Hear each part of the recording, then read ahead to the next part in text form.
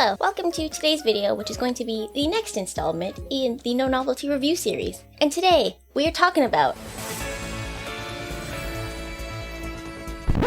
Albedo. Do you like that? That was me lifting you up, like he lifts you up. Wow, this is not off to a good start. I've been using and enjoying Albedo for quite a while now. I got him a long time ago at this point, so I think it's fair that I do a No-Novelty review. I'm actually pretty excited to do this review today because Albedo's a pretty interesting character in that he's really easy to use, but there's a lot going on behind the scenes with his kit and certain elements that you might not even think about. But before we get into it, you know I gotta tell you to join me live on twitch.tv/Meejin, MEEJIIN. You can join us there live and be a part of absolutely heart-stopping moments like this. I love femboys. Yeah. Anyway, without further ado, let's get into today's video. Alright, who is Albedo? What the heck does he do? Where does he keep all those drawings of the cats that he's doing? Albedo is a Geo sword user whose main role in your team is to act as a sub-DPS, providing damage to your team via his skill. Of course, as always, I'm going to mention that you can build him as a DPS, that's up to you, but most people build Albedo to be a quick swap character, throw him on the field real quick, swap out, move to your other characters. That's how I built my Albedo, so that is how I will be reviewing him today. So as I mentioned, Albedo is kind of an interesting character when you get into his kit. One of the main reasons being is that he has something called split scaling. Most characters in the game scale off one kind of stat, be it attack or HP or def, for example. But Albedo has something called split scaling, which means he does not scale off one stat alone. Even though he is technically a split scaling character, it's still better to build him off def. But we're gonna talk about all that later. We're getting into it too fast, too furious. Let's slow it down. Let's talk talents. Albedo's normal attacks are very standard for a sword user. Probably not gonna wanna build this unless you're building DPS Albedo. Skip right on to the good stuff. The skill. The juicy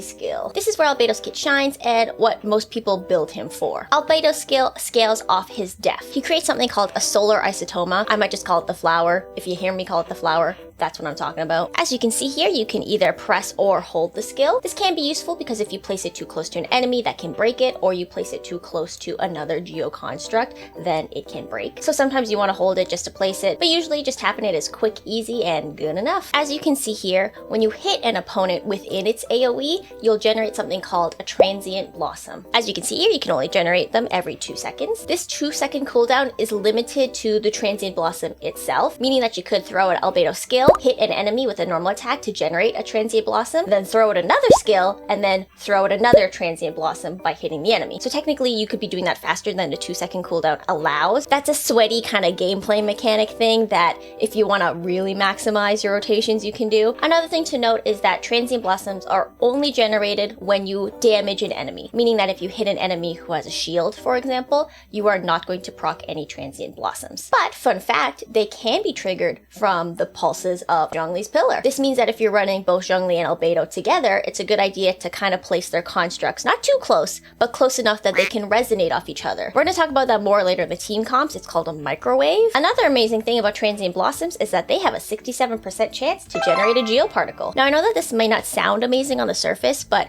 keep in mind that Albedo's skill is possibly creating transient blossoms frequently, meaning that you can consistently be generating these particles over a period of time, which makes him a really fantastic geo battery. Another amazing thing about Albedo's skill is that it snapshots things. So if you, for example, threw down Goro's buff on the field and then you threw down Albedo's skill is going to snapshot that def buff, meaning that it'll keep that def boost for the entirety of its duration. Alright, let's talk Albedo's burst. Albedo's burst is also fascinating for the reasons that I'm about to mention, but also in that none of it might even matter because a lot of people don't even bother bursting with Albedo. The reason being is that, as mentioned, he is split scaling, and this particular part of his kit, his burst, scales off attack and not def. For this reason, a lot of team comps utilizing Albedo, including the one I use him in, just completely bypass his burst. But with that being said, it is still a really interesting burst. Let's talk about why. Under Albedo's command, Geo Crystals surge and burst forth, dealing AoE geo damage in front of him. So yeah, basically just as a big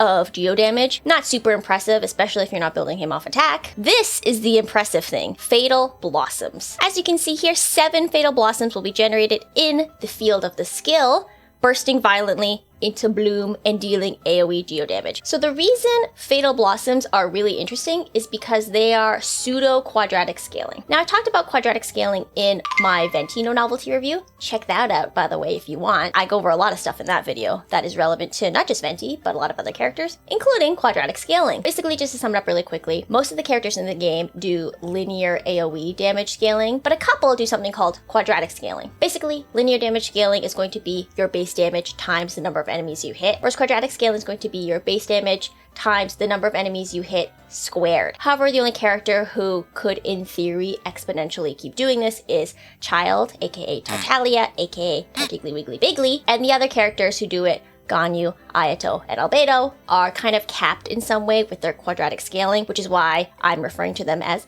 pseudo-quadratic scaling. So the reason Albedo is pseudo-quadratic scaling is because, as you can see here, he only generates 7 transient blossoms. And those blossoms' effects are limited to the AoE of the skill, as well as the number of ticks that it can do. Basically, Albedo's burst scales quadratically up until 7 enemies, and then begins to scale linearly. So if you can bundle up more enemies in Albedo's burst, it will do more damage for you. But again, most people are not building Albedo for his burst, so this is more a fun little fact than anything else. The last thing I'm going to quickly note about his burst is that it ties into his A4 passive. Basically, every time you use his burst, you will grant your party members 125 elemental mastery for 10 seconds. Wow!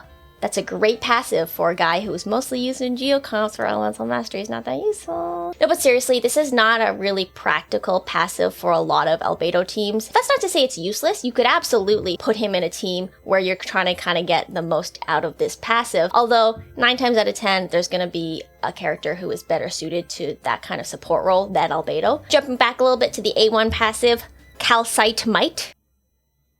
Transient blossoms generated by Abiogenesis Solar Satoma deal 25% more damage to opponents whose HP is below 50. It's nice. Nothing crazy, but, you know, nothing terrible. Finally, Flash of Genius, his final passive. When Albedo crafts weapon ascension materials, he has 10% chance to receive double the product. Talent priority, skill above everything else, and you could leave his burst and normal attacks completely unleveled if you wanted to. I recommend leveling the burst at least a little bit because there might be situations where you just kind of need it for one reason or the other and you want it to do something. But if you're really resource slammed, just build his skill. And those are Albedo's talents. Alright, let's talk Constellations. Albedo C1 causes the transient blossoms generated by Albedo's skill to generate 1.2 energy for him. This doesn't really matter if you're not using Albedo for his burst. You don't need to build energy on a character that's never bursting, but it is a stepping stone to one of his best constellations, C2. Basically, all this means is that Albedo's ult will now also partially scale with his death. This will help Albedo do more damage with his burst now that it is partially scaling with his death. C3, talent upgrade to the skill. C4, active characters within the field of Solar Isotoma have their plunging damage increased by 30%. Honestly, this seems like a pretty useless constellation to me. Even if you could get use out of it, I don't think it is worth at all specifically pulling for this constellation. You're probably better supporting that character with a totally different support character instead of pulling for C4 Albedo. C5, talent upgrade to the burst. Just note that this talent upgrade does not impact his C2, meaning that overall it's not a great constellation for his burst damage. C2 is way better for that. C6, active characters within the skills field gain a 70% damage increase when protected by a shield created by Crystallize. This is a fine little boost to your team, but not worth pulling for its damage alone. If you're pulling for C6 Albedo, at this point I assume it's because you love Albedo, so who cares what I say? And those are Albedo's constellations. So quickly before we get into the build section, I just want to mention that it is important to bring your Albedo to level 90. I talked about this more in my When is a Character Done video. I will link that somewhere around here so you can watch it if you're curious. But basically, characters that scale off stats like Def and HP gain a lot more from leveling them to 90 than characters who scale off attack. The reason being is that they cannot double dip on weapon-based attack. So Albedo, for example, this base attack, what's he doing with it? Nada. Zip. Zilch. That's why it's important to bring Albedo to level 90 so that you can get more def out of him and therefore get more damage out of his skill. Alright, weapons for Albedo. So the bad news is that Albedo's best in slot weapon, the Cinnabar Spindle, is no longer available because it was an event exclusive weapon. If you have this weapon, it is 1000% what you should be running on your Albedo. Not only because it's his best in slot, but because it is literally nobody else's. Practically speaking, when you're talking about weapons, it's not just about what weapon is best for that character, but also how many characters are fighting to use the same weapon. In this case, no one else is going to use this sword. It is really only good on Albedo. So if you have it, absolutely build it and put it on him. If you don't have it, let's talk other options. So the bad news may be that his event exclusive weapon is no longer available, but the good news is that Harbinger of Dawn is an excellent weapon for Albedo, and it is a 3-star weapon, meaning it is very free-to-play friendly. Aside from his best in slot weapon, this is the best choice. The reason this is such a strong choice for Albedo is because you get a good chunk of crit damage from the stat here, as well as an additional boost of crit rate. At Refinement Rank 5, you get an additional 28% crit rate when your HP is above 90. Because Albedo is a quick swap character and is usually not taking the brunt of your damage, it's pretty easy to keep him above 90% HP, and in addition to that, because his skill scales off death, the low base attack of a 3-star weapon is not really going to affect him. So that's why this is such a strong choice for him. You could also run your more traditional stat stick weapons like Mist Splitter or even Light of Foliar Incision, Jade Cutter if you have it, that's got a big juicy crit rate on it. The problems with running these types of weapons is you probably have other characters who could use them better. So unless you're running main DPS Albedo and you're trying to give him the whole world, just stick to Harbinger of Dawn. Like, it's a 3-star weapon. Basically, no one else can get as much use of it as Albedo can. And most people are running their Albedo as an off-field sub-DPS. Why wouldn't you go with the cheap and easy option? This is 100% my recommendation if you do not have his event weapon. Honestly, stick to the 3-star. It is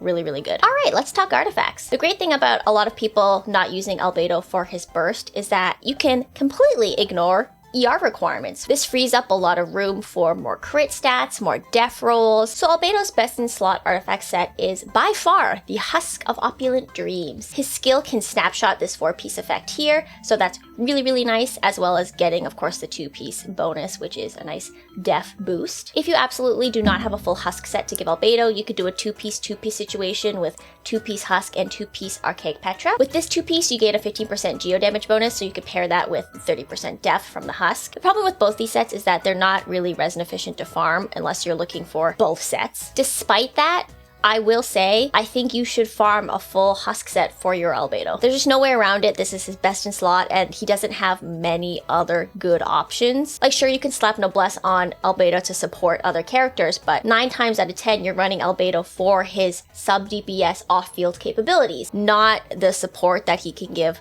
other characters from holding an artifact set. That's not to say it's not possible if you have nothing else. Like, sure, slap Noblesse on him, but like I said, if you want his skill to do damage, there's nowhere around farming the set. This is the set. Main stat-wise, for the Sands, you are always going to want to run Def. Goblet, you're going to want Geo damage bonus. Aim for that. If you don't have it, Def percentage is a good placeholder. Circlet, you could do crit rate, crit damage, or Def percentage. Part of building Albedo is balancing his overall Def with crit stats, so fill in the gaps with whatever crit hat you need, be it rate or damage. If you don't have either, you can run def percentage, but I'd still recommend trying to find a crit rate or crit damage one. So the stats you're aiming for with Albedo is going to vary depending on what weapon you're running. If you have Cinnabar Spindle, which of course is a def percentage weapon, then I'd say a healthy range of overall def would be like 2,300 to 2,800 with a balanced crit ratio. 60-120 I think is pretty healthy. It's your standard 1-to-2 ratio. Aim for it if you can. Work with what you have, try to balance out those stats, and find what works best for your Albedo. Alright, let's talk teams. Albedo's strongest teams revolve around him supporting other Geo characters. This is the team I pretty much exclusively run Albedo in. Mono Geo Ito Hyper Carry team. I specifically pulled for Albedo for this team to support Ito. It is... oh, it's so beautiful. I can't even begin to tell you how beautiful this team is. Just wait until we get to the rotations and you'll see why. I know people like to hate on Geo because it is not the strongest element, since it can't react in the same way that the other elements can. But with that being said, it's absolutely still a workable team and still a really, really strong team. Mind you, I've invested a lot in my Mono Geo team. A lot. But at the end of the day, I just think it's such a fun team, so why the heck wouldn't I run it? Really, the core of this team is these 3 characters. Not to say that Zhongli isn't a great addition, but you could flex this spot with other characters. So let me just like let you imagine that right now. And the reason why Albedo is so strong here is for a few reasons. Goro's skill works differently depending on how many Geo characters are in your party. 3 characters is when you get the maximum benefits of his skill. Goro counts as 1 character. So then you have your main DPS character, who is presumably another Geo that you're supporting with Goro. And then Albedo is going to be your 3rd Geo character. So you'll get the max level of Goro's skill as well as the other 2 lower benefits. So that's why it's ideal to have 3 Geo characters in these kind of teams. The other reason Albedo is really, really strong in this kind of comp is because he is feeding your other Geo characters Geo particles. If you're doing something like Abyss and your Zhongli is busy being taken up in the other half, or you don't have Zhongli, there are a few other options for this spot. Most of them are shielding and healing based because none of these characters are shield or healers unless you have Goro C4, but it's not enough to really keep you healed, you know? So in that case, you could run someone like Babada, Toma, you could get yourself a Diona over here, Kokomi. You could even run good old Benny Boy. Alternatively, you could be running Noelle as your main DPS over here. Some people out there are Noelle mains. Did you know that? You could have something like this, and then there wouldn't really be as much of a need for Zhongli because Noelle is a shielder and a healer. So you could flex someone on this instance, someone like Geo Traveler, even if you wanted to keep it mono Geo. Oh, I just realized my Traveler's not Geo right now. Pretend he is.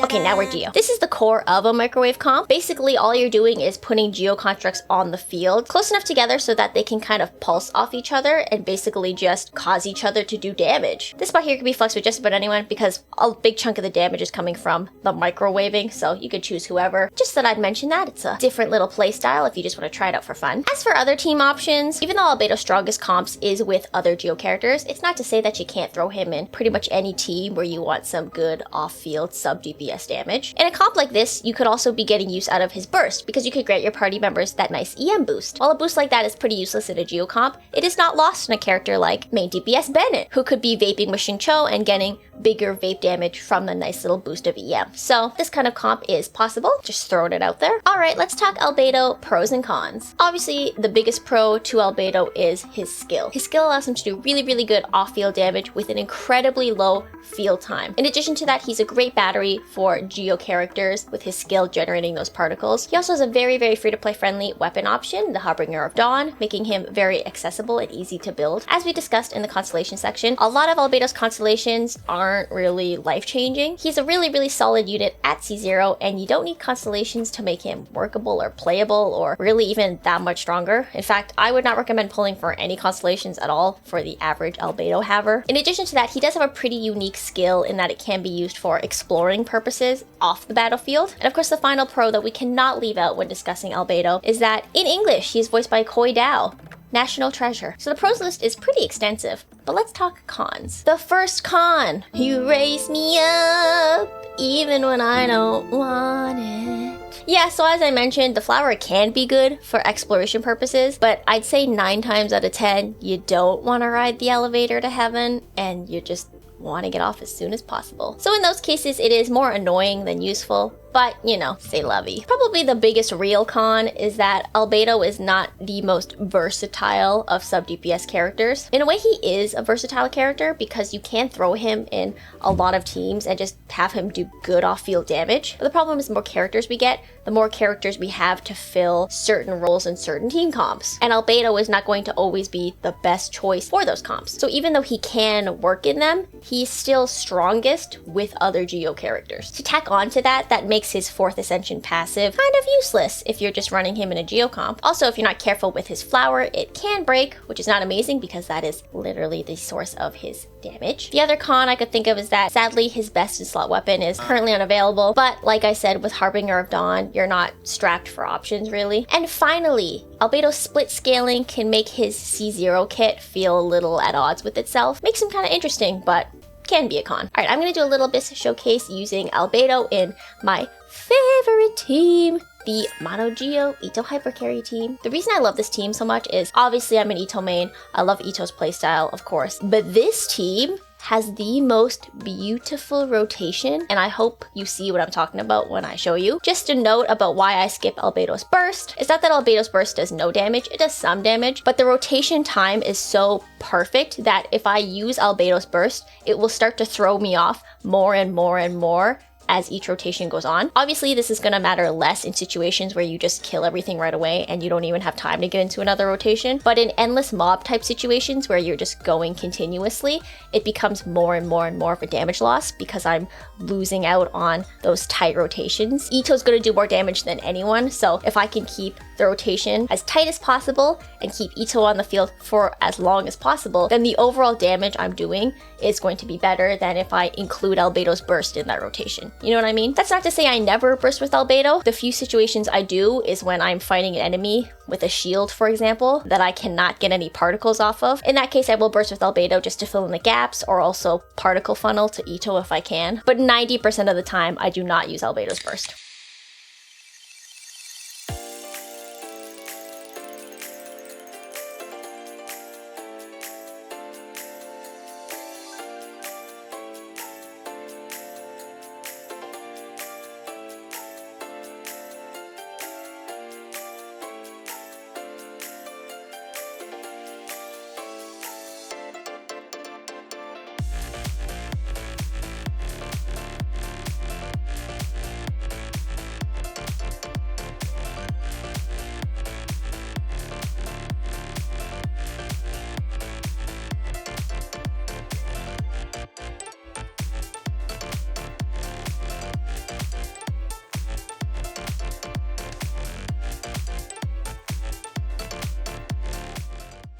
Alright, to wrap things up and give my final thoughts on Albedo, overall I think he's a fantastic sub-DPS character who brings a lot of value to Geo comps in particular. I've really been enjoying my Albedo. I think he brought my Ito team to the next level, which is fabulous, and I have zero regrets pulling for him. But with that being said, I'm going to be completely honest here. I would not have pulled for Albedo if I was not looking to specifically build a Geo comp. While he is a really great sub-DPS character in other comps, I find that I always have better options that I would prefer to run in a sub-DPS slot instead of Albedo. Now that could be my bias speaking, because maybe if I personally liked Albedo more, as in his character, I would find ways to fit him in just because I liked him. But in case you didn't know this, I don't love Albedo's personality. I just don't trust him. But yeah, I don't know. I just don't love Albedo's character. But with that being said, he is often objectively a worse choice in a lot of comps where you're looking for a sub-DPS that are not geo-based. So it's not to say that you can't fit him in where you want to, because of course you can. You can